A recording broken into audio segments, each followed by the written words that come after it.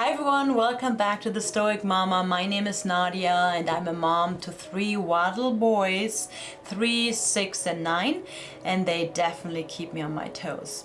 So today we'll be talking about the 5 key steps of creating an easy, fun, consistent daily routine for you and your little one. Consider subscribing if you want to stay in the know about other life hacks for modern day parenting.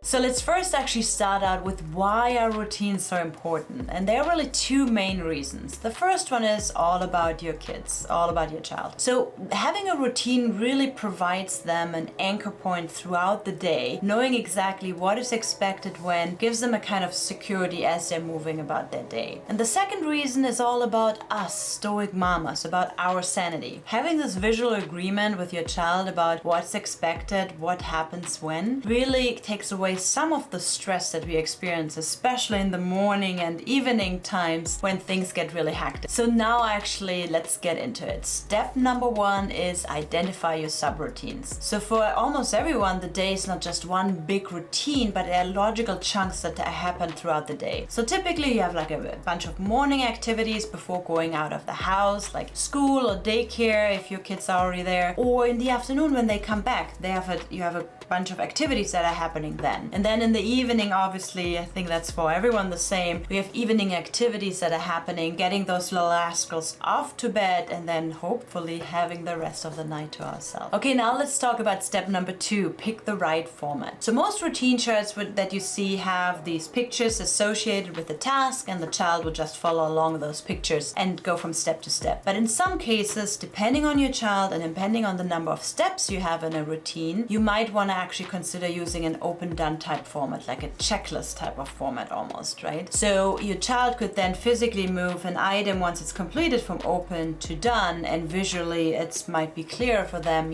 what else they still have outstanding, what else still needs to happen. So for example, in our case, for one of my sons, the evening routine, especially when he's like tired at the end of the day, and there are also more steps involved for him, there it makes more sense to use kind of an open done type format versus in the morning there's no issues just following along with the cards as is. All right, let's talk about step number 3, personalize your routine chart. So this is really important so that your child actually feels like it's their own chart just for them. And this is especially important if you have multiple kids at home. So great ways of doing that is actually by adding a photo of them, a picture, adding maybe their name, or maybe you could consider letting them do some coloring around that. So that's a way of how you can personalize the routine charts. And if you're wondering about the routine charts that you see here, I have those actually available in my Etsy shop, but you can also very easily create them yourselves. Just follow along with kind of the different steps. Now let's talk about step number 4, decide on your flow, on your actual routine. So this is really the meat of it all. And here what I recommend you do is grab your routine chart, one of your subroutines, let's say the evening routine, grab all the steps that you want to have included in that subroutine, like take a bath, brush your teeth, etc. Grab all of those and let's sit together with your child and let them decide on the sequence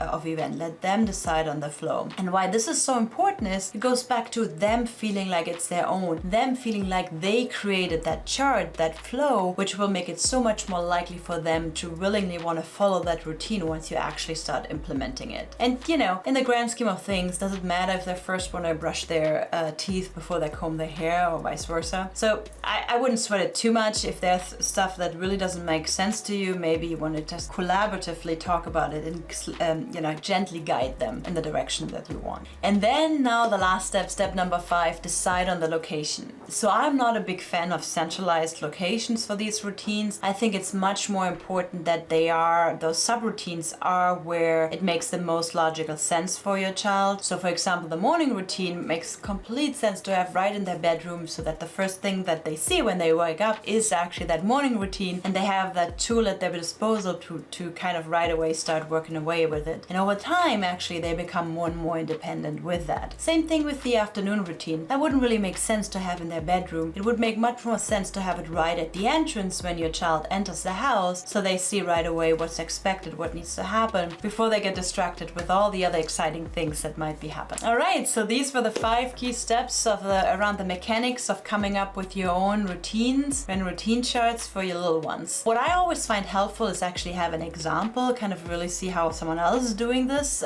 for real. So what I'll do is I'll link actually to a video where I'll show you how we have implemented that in our house, what our actual routines are for the different age ranges, how we are placing them, the formats we're using, etc. So you have some concrete example actually. And then the other video I'm going to be linking to is actually a video on timers, because that is another critical component for routines, using how do you effectively use timers with the routines, because otherwise you might still be standing there an hour later waiting for your child to finish their morning routine. It's another important topic. Thanks everyone for watching. I hope this was helpful. If you have any questions or comments, please leave them below. And while you're at it, please consider subscribing to the channel. Thank you. Bye.